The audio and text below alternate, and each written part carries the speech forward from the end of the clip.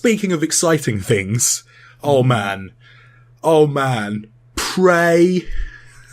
Every single time, like, I get reminded that it's actually happening. Like, that essentially it's kind of sort of ish Prey 2 in a way, because it's not kind of, yeah. It's the second game in the series, but obviously like not.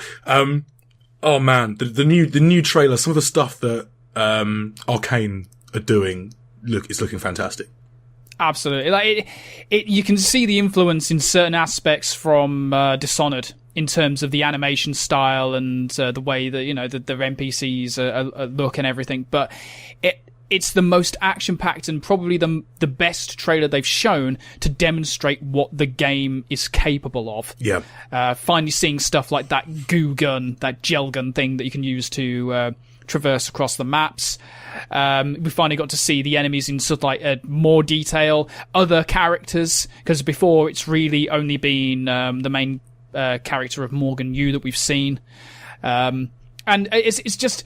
They're really inventive in the way that they're doing things. I mean, yes, okay, we saw it in Dishonored in terms of being able to possess a fish, but we'll be able to become a mug and hop across the counter. I can't tell you how excited I am for that, just to do that. I want to see whether I can get through the entire game like that. That's going to be my challenge. Yeah, I might actually do that series called Mugged. Yeah. Another amazing original thought. I know, right? I like it. But yeah, like it's just looking super exciting, and I cannot wait for that game. Really, really cannot, because Arcane have shown that they've got what it takes to deliver great games. They have, and I think like there's some real pedigree in the team. Obviously, the sort of, I guess, comparison points that these sort of trailers and all this information is kind of evoking, like it's reminding me of like System Shock and BioShock 1, certainly those games. There's a little bit of Alien in there as well. Like the best bits of Alien Isolation kind of creeped into that trailer too. And that's terrifying and exhilarating in equal measure. And I'm really hoping there are lockers. Under the table. Yeah. I'm really hoping there are some lockers on Talos 1, because I'm going to be spending a lot of time in there. I don't know if you've seen the locker.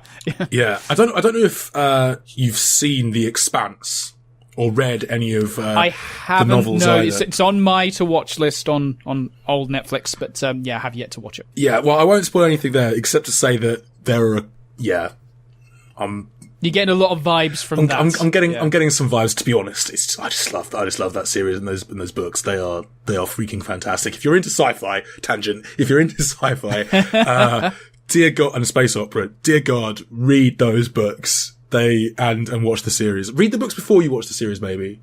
I don't know. Or maybe I watched the series before I read the books.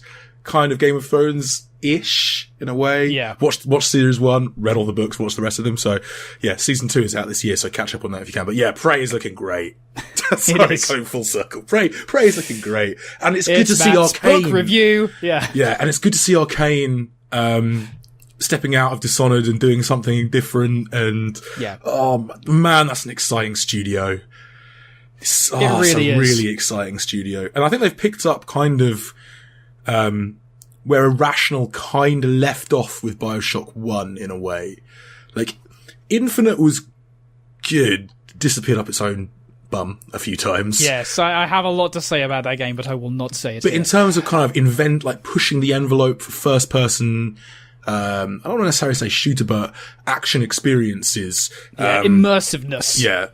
Arcane are really, really at the forefront right now. And this... 100% I agree with that. I mean, I said it in the review for Dishonored 2, that in some aspects, their world building beats that of Bethesda. Yeah. Like the actual game studio. Some of the books that you find are absolutely amazing. The audiographs around the world.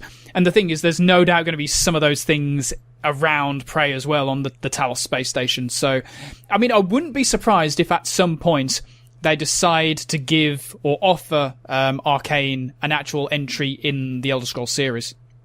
Kind of like a offshoot of the main series or so, because they're that good. They could do a really good job with it, I feel. They could. Or they could just keep making new and exciting stuff. Please do that. Just do that. Same with Fallout, actually.